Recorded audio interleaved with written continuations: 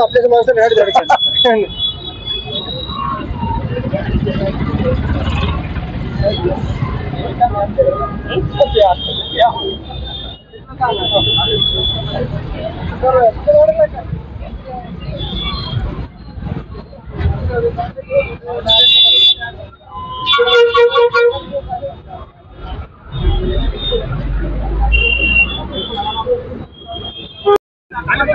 खाली बसा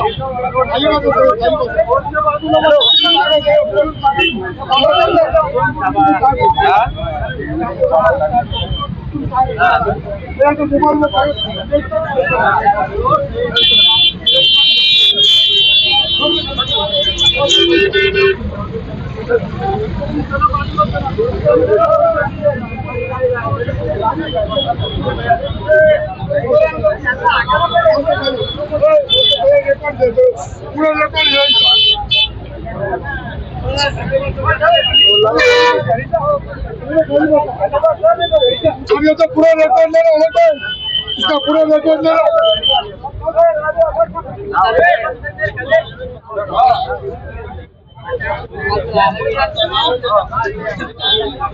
चार महिन्यापासून घरी बसलो पलीकडे जा, तुम्हाला जायचं बसा खाली, तिकडे बसा खाली, बसा पलीकडे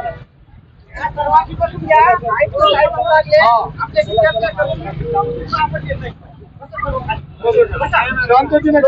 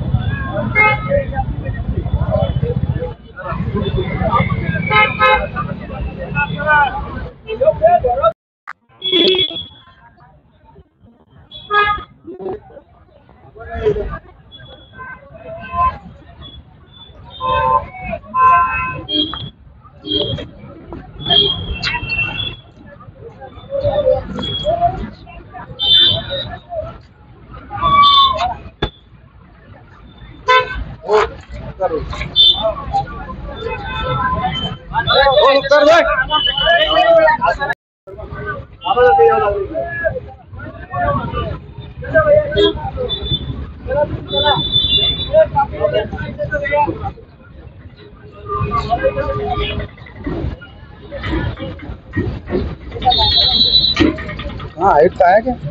अरे ये लोग आए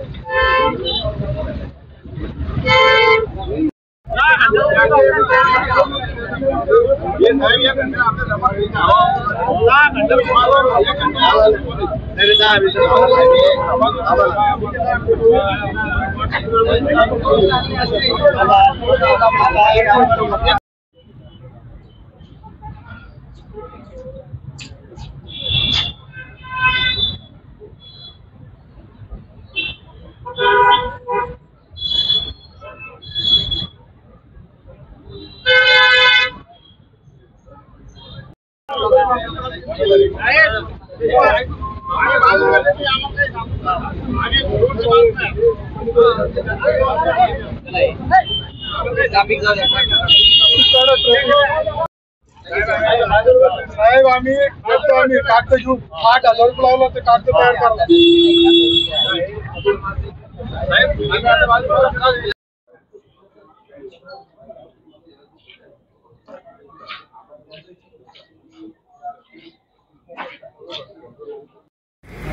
हे तिघ बसलेले का?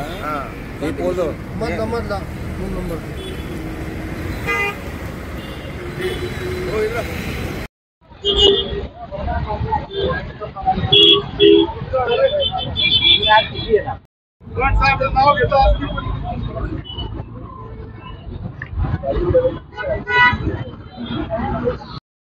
महानगरपालिकेतर्फे काळीमा फासण्याचा जो भाग करण्यात, त्यातली एक पहिली घटना म्हणजे आजच्या ज्या 30 वर्षाच्या युवकाने जी स्वतः आत्महत्या केली. का केली तर महानगरपालिकेने ज्या गुंडगिरी प्रवृत्तीने येऊन JCBचा मॉब दाखवून आमच्या गावावरती जो रस्ता रुंदीकरणाचा एक खोटा प्रस्ताव मांडून त्याच्यामुळे गोरगरिबांची घरं पाडली, गोरगरिबांच्या दुकानांना सुद्धा त्यांना आज पर्यायी व्यवस्था नाही केली, काहीच नाही केलं. नोटीस दिले, डायरेक्ट आले आणि पाडले. आणि संबंधित व्यक्ती राजेश्वर जाधव यांनी, राजेश्वर नवपुते यांनी जे टोकाचं पाऊल घेतलं ते फक्त याच कारणामुळे घेतलं की आत्ताच त्यांनी एक 4-5 वर्षाखाली जमीन विकली आणि त्याच्यानंतर हे घर बांधलं. आणि कसं कोणालाही जर आपल्या मोठ्या घरात राहायची हौस असेल त्यांची सुद्धा पूर्ण करता आली नाही. अवघ्या त्यांना 1-1.5 वर्षात त्यांचं घर पाडावं लागलं. त्याच्या अनुषंगाने या युवकाने स्वतःचा जीव देत महापालिकेला एक सांगायचा प्रयत्न केला की हे जे तुम्ही करताय हे सगळं चुकीचं आहे, तुमची ही दंडेशाही काही चालणार नाही. तर महानगरपालिकेचा जोपर्यंत आयुक्त येत नाही तोपर्यंत आम्ही बॉडी ताब्यात घेणार नाही आणि पुढील अंतिम संस्कार करणार नाही. बरं, आता जे मानसिक संताप झालेला आहे चिकल ठाणेकरांना, 319 मालमत्ता बाधित जे झाल्या होत्या ते पाळण्यात आले महानगरपालिकेने. पुढची या मालमत्ता धारकाची भूमिका काय असणार? आता आमची तीच भूमिका असणार आहे. एक तर आम्हाला योग्य तो मोबदला देऊन तुमचं काय रस्त्याचं रुंदीकरण असेल ते तुम्ही घ्या, नाहीतर आम्ही पूर्ण जण रस्त्यावरती उतरू आणि तुमचा रस्ता सुद्धा होऊ देणार नाही. ही आमची पूर्ण भूमिका असते. आपलं नाव? मी सचिन भाऊसाहेब वाघ, शिवसेना उपशहर म्हणून उद्धव बाळासाहेब ठाकरे.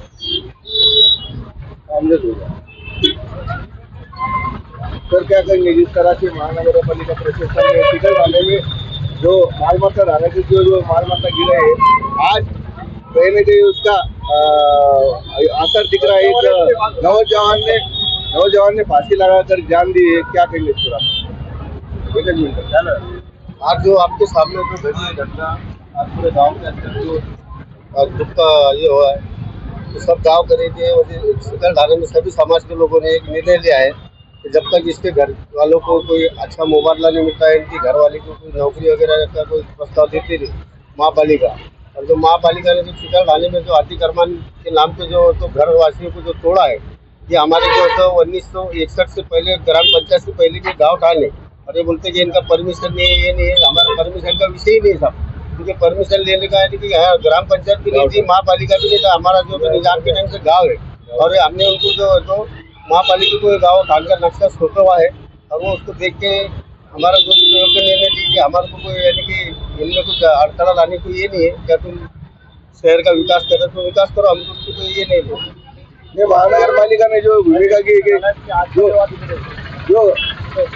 जो घरा गिराएगा ऐसा जो नहीं लगता ये उसका एक कदम है पहले लड़के ने जो आत्महत्या की. तो ऐसे अगर लेट निर्णय देंगे तो ऐसे एक से और कदम निकली है कि जो महापालिका का उड़ा का जो जवाब देते जो महापालिका के अधिकारी जो जी श्रीकांत साहब कि भाई हम घर तो तोड़ दिए मगर मुआवजा जब हम घर यानी कि रोड बनेंगे 30 सालों को 40 सालों को जब मुआवजा देंगे तो लोगों ने फिर ऐसी आत्महत्या करेंगे ना, रहने के लिए कहा देंगे लोग. आपका नाम?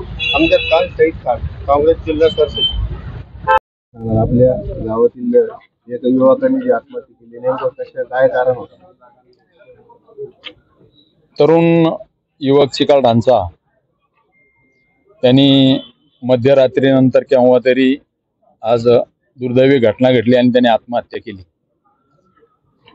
तर त्याच्या मित्राकडून असं कळवलं, आमच्या अशा कानावर आलं की मागच्या काही दिवसापासून 2-5 दिवसा 8 दिवसापासून ते थोडासा डिप्रेशनमध्ये होता.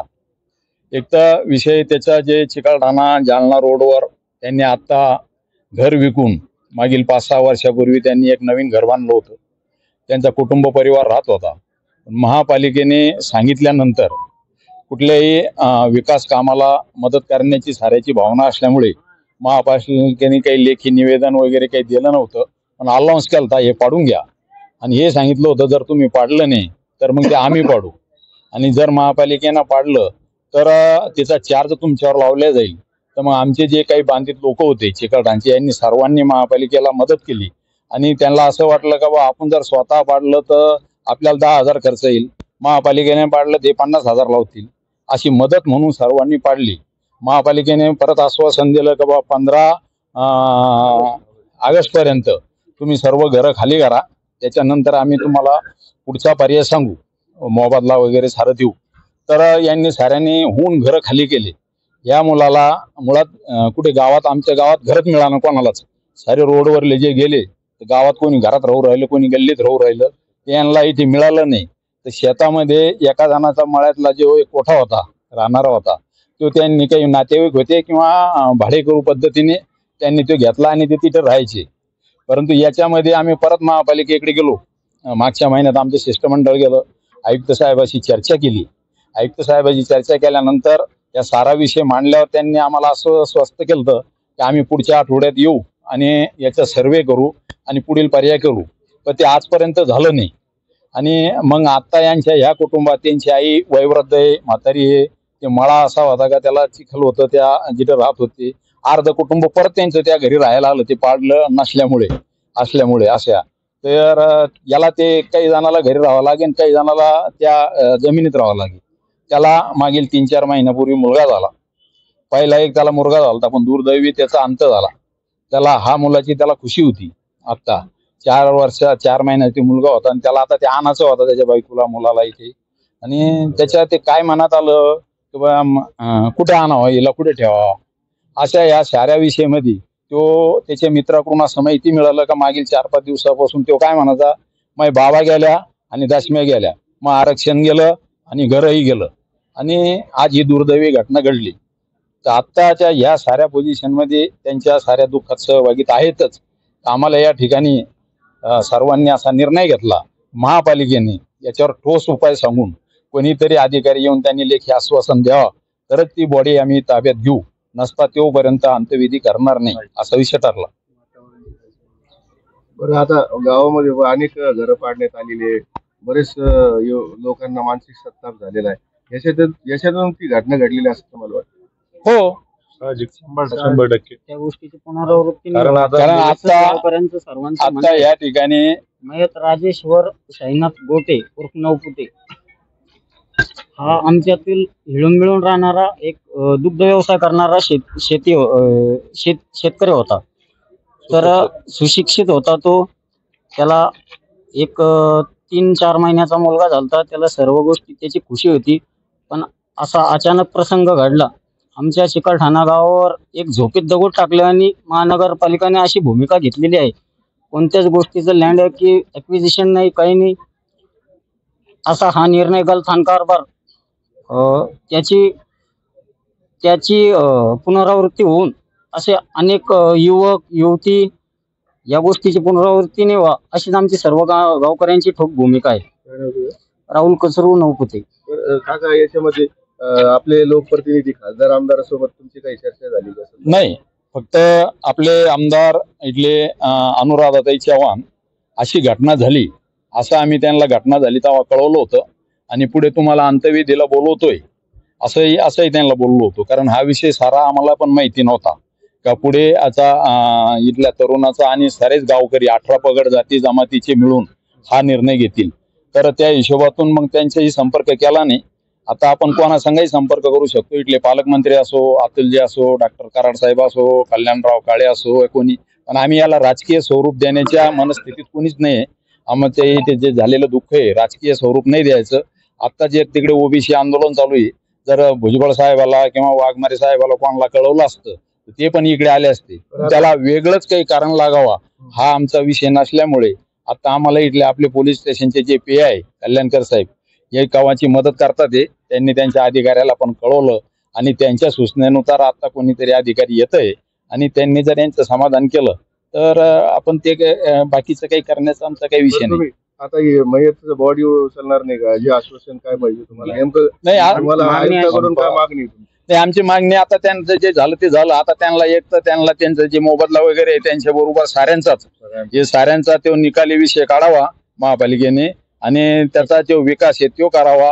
आणि ती जी मुलगी आहे आता त्याची जी मिसेस आहे तिला कुठेतरी महापालिकेने त्याच्यात नोकरी लावून घेऊन त्यांचा उदरनिर्वाह करावा. माझं नाव मदन देवराम नौपुते. मी स्थानिक इथला चिकलठाणचाच आहे. सत्संग मित्र मंडळाचा पहिल्यापासून अध्यक्ष आहे. भारतीय जनता पार्टीचा कार्यकर्ता.